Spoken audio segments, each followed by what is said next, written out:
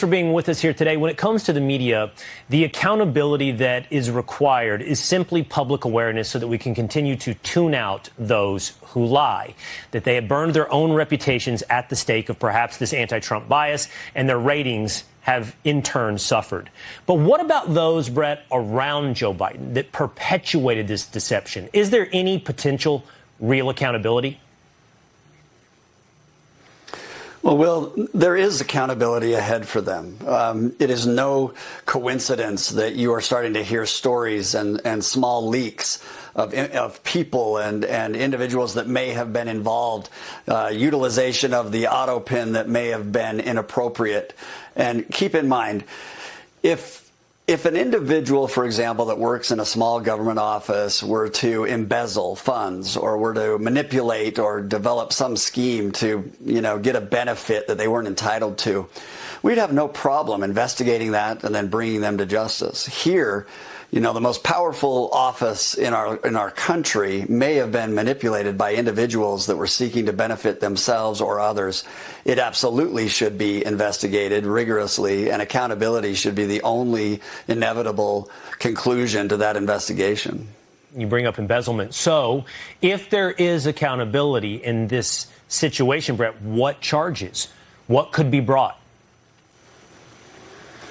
Well, there are probably a dozen different statutes that are aimed specifically at individuals who are willing to abuse their power in government, who are willing to do things that are unethical and illegal in order to gain a personal benefit or a benefit for someone else. Not to mention that if fraud is occurring, where you're actually using the power that you don't have through some scheme to enable a benefit for yourself or others, then you have fraud statutes that may come into play.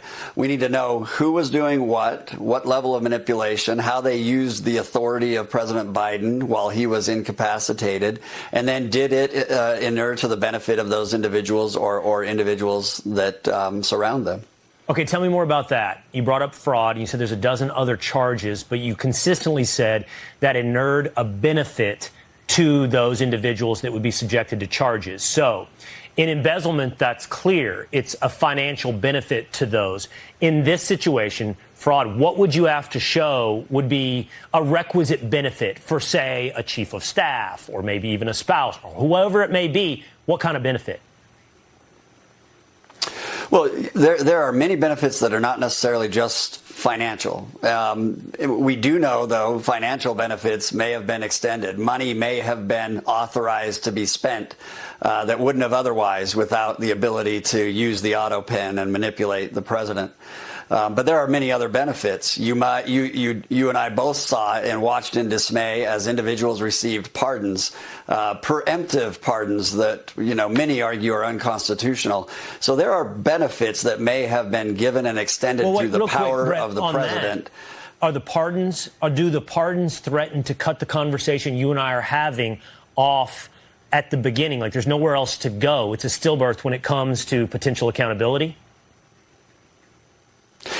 Yeah, it may with some. Those that may have received the preemptive pardons, what is the scope of the pardon and is it valid? The Supreme Court may ultimately be deciding whether or not a president can extend his clemency power when there hasn't been charges brought.